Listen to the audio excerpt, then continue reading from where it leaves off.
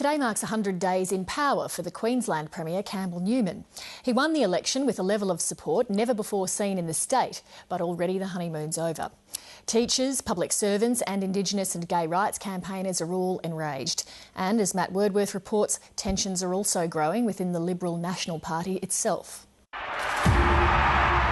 With the support of all Queenslanders, we pledge tonight to make this great state a can-do place once more. Thank you. The scale of Campbell Newman's victory on March the 24th is something that hasn't happened in Queensland's 152-year history. His party took almost 90% of seats. He has complete control, but for many of the past 3 months, not complete harmony, outside the party or within, and the power games have begun.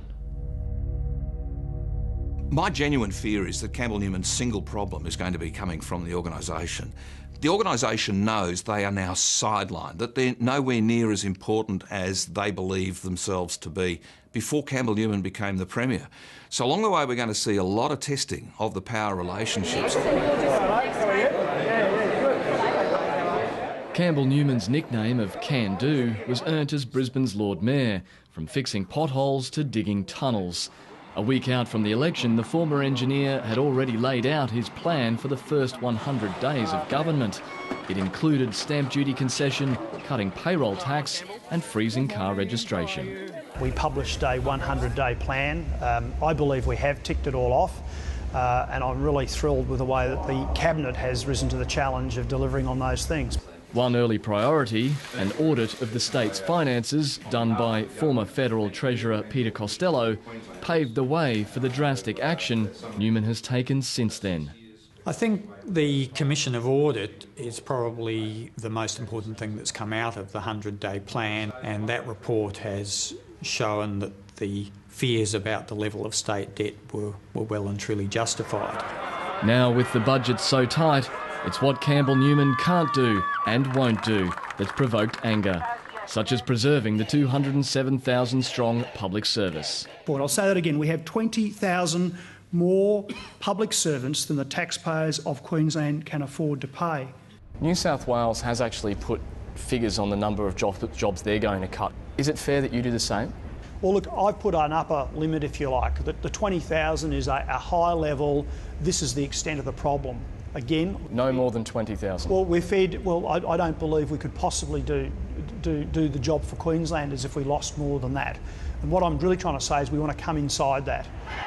The gay community is equally angry. Despite being pro-gay marriage, Campbell Newman faces the challenge of balancing the views of his city Liberals with the Conservative majority in the party.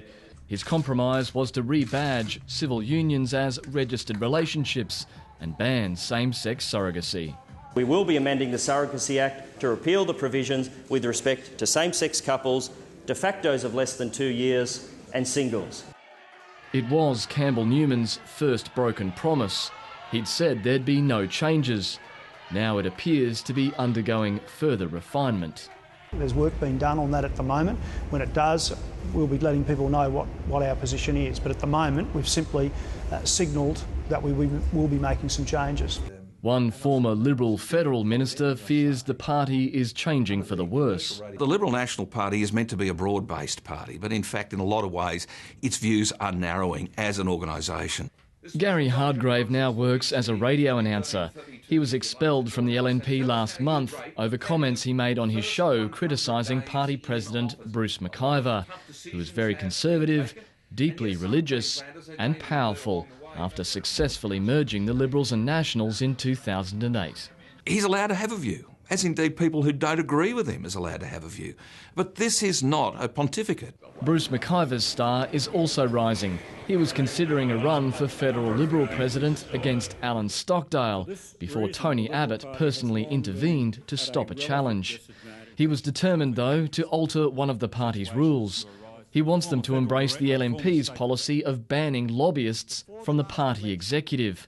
It would have disqualified Mr Stockdale and Vice President Alexander Downer, but was seen by Liberals as an attack on his Queensland factional enemy and federal Vice President Santo Santoro.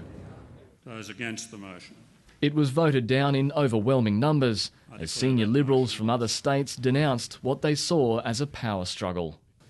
I've seen this cycle in New South Wales and elsewhere. One group gets on top, it starts punching up the other side, tries to kick them out. You never win like that. For now, the power plays in the organisational wing will not be a threat to Campbell Newman's authority. Such was the size of his win in March. But the new Premier is determined to use some of that political capital for reform. And you actually have to really get into it and get into it quickly. I mean, a 3-year term doesn't give you a lot of time, doesn't give you much time at all. And if you don't get in the first 6 months and make the necessary changes, you won't actually get reform and deliver on the things that you promised to Queensland. Matt Wordsworth there, and that's the program for tonight. We'll be back at the same time tomorrow, but for now, good night.